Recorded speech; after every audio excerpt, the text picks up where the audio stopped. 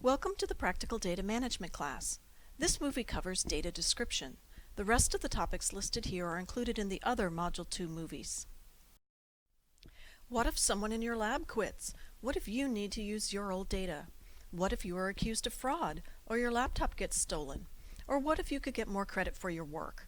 These are some provocative questions which I hope caught your attention. These are questions that good data management practices can address. When we say data, we mostly mean scientific data you'd collect in a lab or during field work, but data can be interpreted broadly. The management of research data has a life cycle. Here is a model of that cycle. It starts with a research question, goes through finding relevant data made by others, making a plan to manage your own data, collecting and describing your data, archiving it, and publishing it. This model is helpful to visualize the steps involved in creating and reusing data within a research project. Together, all three of our classes will cover the best things to do at each of these stages.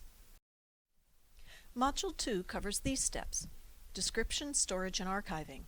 Let's start with data description. Who are the users of your data?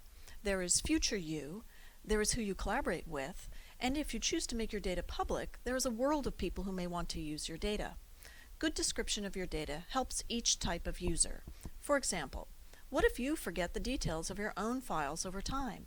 Or what if someone in your lab leaves and you have to find and use their data? Another word for data description is metadata. Metadata is data that describes other data, and it has two main purposes.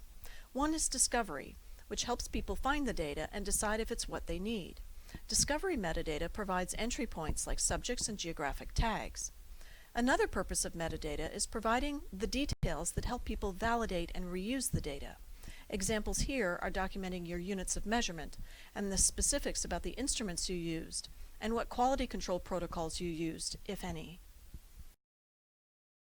Thanks for listening.